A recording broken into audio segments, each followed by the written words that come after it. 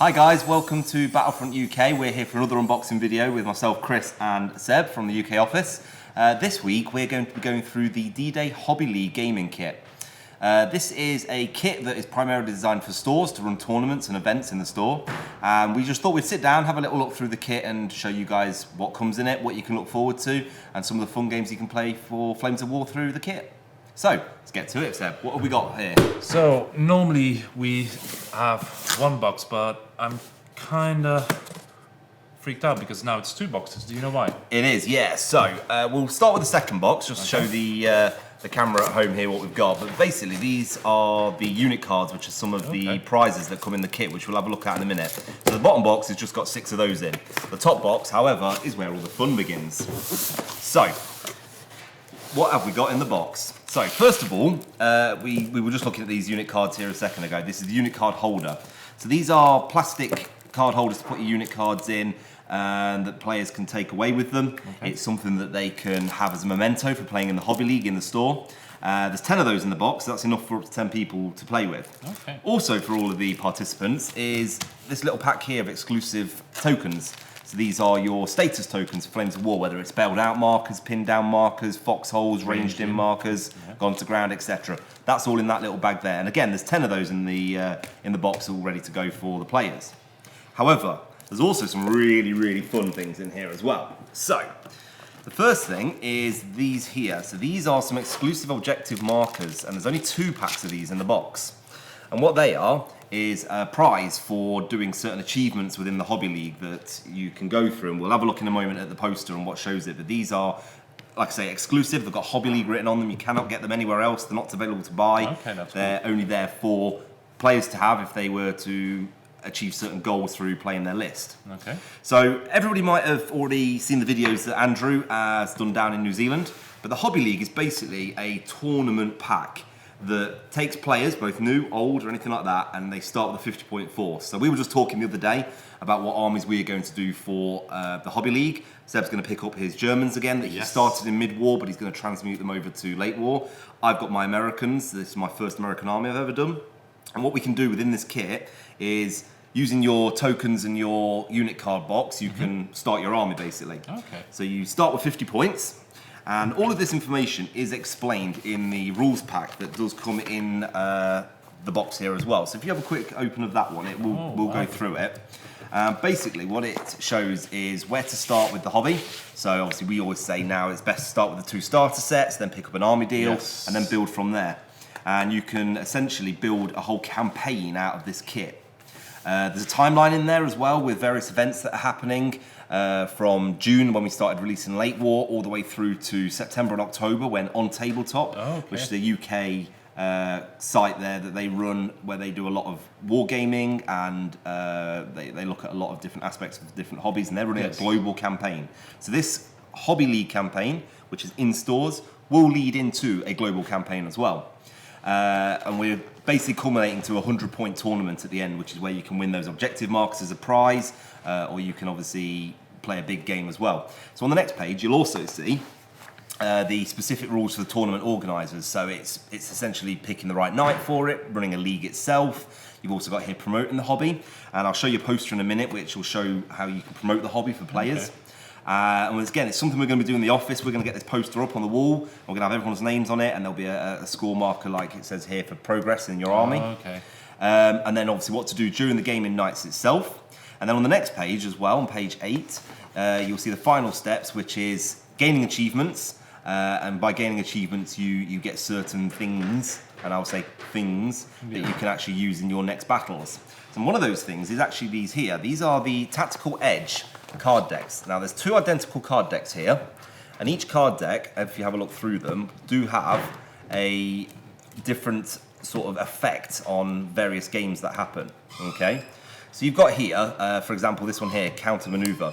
It basically gives you an effect within your battles that you can use when going to the global campaign, and if you get your achievements, then you can actually pick up a couple of these cards. The tournament organizer will give you a couple of these cards to go for, and they're all generally discard cards, so you throw them away during the battle to get a certain effect or a status or something like that. So it's very good for armies that maybe find that they might be struggling a little bit, or gamers that have maybe only got 75 points or so, but they've got other achievements for painting.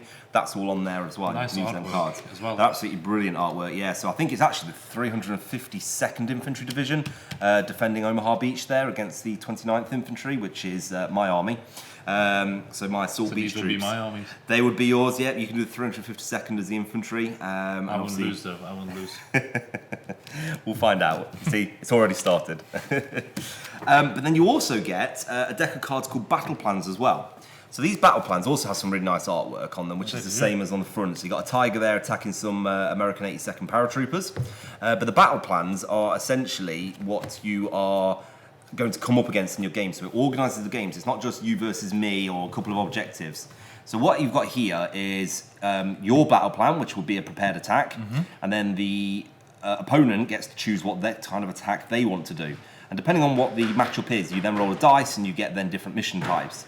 And the idea is that you always have a very fluid games. All the games are a little bit different. You also get that idea of each game is completely different. It's only sort of scenario driven as well. Yeah. Okay.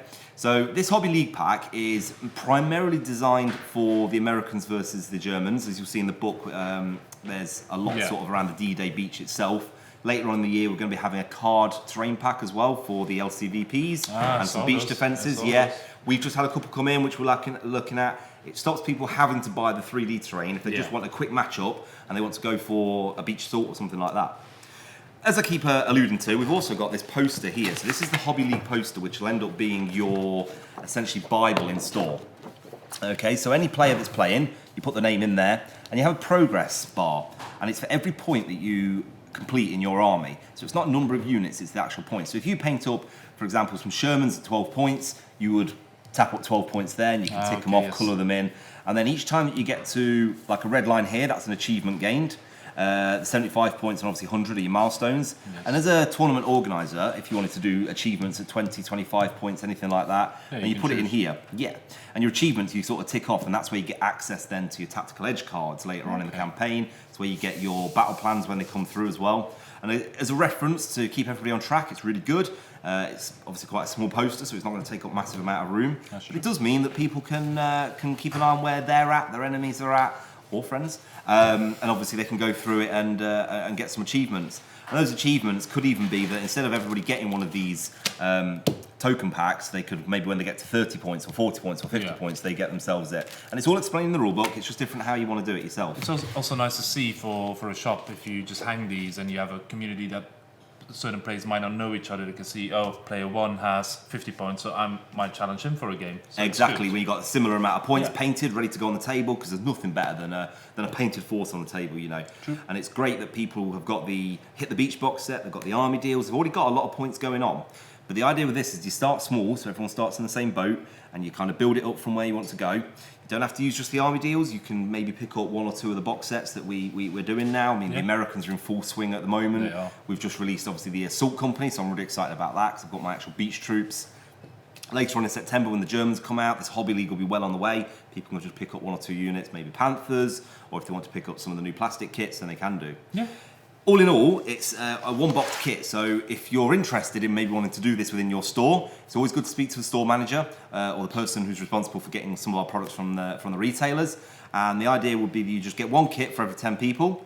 2 kits could obviously play 20 people, or you can go through the campaign twice.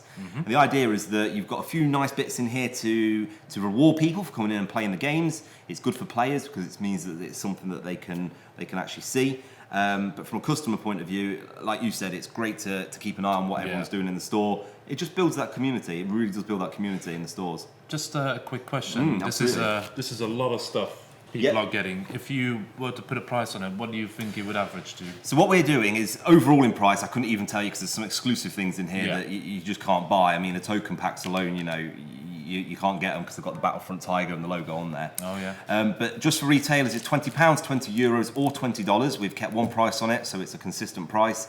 They buy this kit, it's 2 boxes, and basically what they're doing is they're getting this one package that they can hand out to the tournament organisers. They can run it themselves. It's just a really, really nice kit. The other thing I was going to mention, actually, with this book here is it's actually got the full contents list on here as well. Oh, yeah. So everything that we've been talking about is explained in here as well for what it is and how you can give them away. But it's not set either, so it's not in stone essentially that you must give these away at a certain point or give them away at the beginning. You can be quite fluid with it, yeah. And even the battle plans cards, so there's 10 of those in there, so everybody gets a couple each, and it's just something as a reward as you go through it, other than essentially just coming in, playing a game and going home again. Seems a bit like our Hit the Beach box, a lot of kit for not a lot of money. Absolutely, it's such good value, we can't put a price on it really, unfortunately. So that's a quick rundown of what we got there. Is there anything else you wanted to add to it at all? No, it seems very clear, and like I said, it's a lot of kit. But definitely seen something that if I were a shop owner, that I definitely want to get as a way to build my community and get people playing the game. Absolutely, and which is exactly what we're going to do this lunchtime. So back in the office now, we're going to get the poster up, start signing people up for it, and finding out where everyone's painting progress is, because everyone works at different rates. True. But we can all start now from a base point of 0 and go from there. Okay. So thanks very much for joining us, guys. It was just a quick rundown of the Hobby League gaming kit. It should be in stores sort of middle of August time in order to get all of your bits and bobs out there for your armies. Yeah. Thanks very much for joining us. I'll speak to you soon. Bye.